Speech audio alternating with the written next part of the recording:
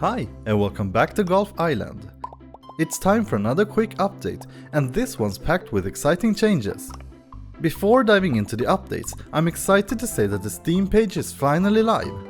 If you're enjoying what you see, be sure to wishlist the game. Your support truly means the world to me. This time, I've made some behind-the-scenes changes that you might not immediately notice, but they do make a big difference. If you watched the first update, you might notice something right away. The camera now uses a perspective view instead of orthographic, which adds a little more depth to the scene. It's a small change, but I love how it adds a more immersive feel to the game. You might also spot a subtle change in the shader. The outline is now more discreet, and the game is slightly brighter overall. I've started working on some decorative tiles, like trees and flat rocks. These are placeholder assets for now, just to help me get a feel for the world and balance out the elements. Initially, I didn't plan to prioritize audio, but adding even simple feedback has made a big difference. Let's walk through some of the effects, but keep in mind that these are not final, and neither are the particles. When the player is ready, a short click sound plays and a few tiny particles appear around the ball. I feel this could be clearer, so if you have any creative ideas or suggestions on how to improve it, let me know in the comments. There's audio for hitting the wall and a separate one for the bounces. For now, I'm just reusing audio from Tiny Golf Adventure. When hitting the goal, a cute tune gets played, we have some fireworks and finally some dust.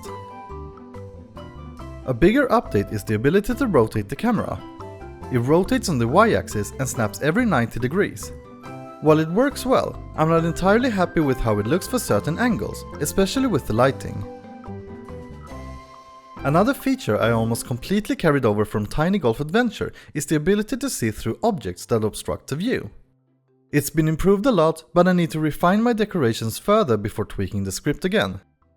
I'm now also checking for if the ball goes out of bounds. The idea is simple. When the ball stops, the game checks what's underneath. If it's the playable floor, we save the position as the last known safe spot. If not, we know that the ball is out of bounds, and after a second or two, we reset the player back to the previous safe spot. One great addition is that I now have a goal on each level. Such a simple feature, but an essential one to get a feel for the game loop. The victory screen is still very much a work in progress, but at least I can play through a few rounds to test instead of restarting the game every time. On the more techy side, a lot has happened. Seed handling has been improved and now includes the start and end tiles. Previously, entering a seed didn't guarantee consistent level generation because I hadn't accounted for the random tile constraints.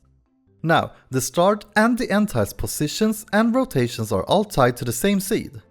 The same applies for the decorations.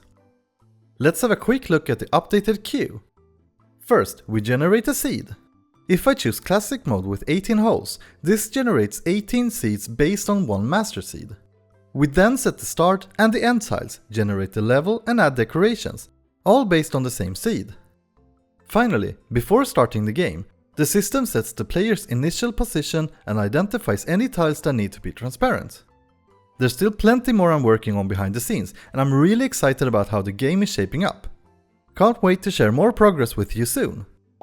That's it for the update on Golf Island. Don't forget to wishlist the game on Steam. It really helps me as we get closer to launch on the 28th of February. Thanks for your support, and I'll see you in the next one.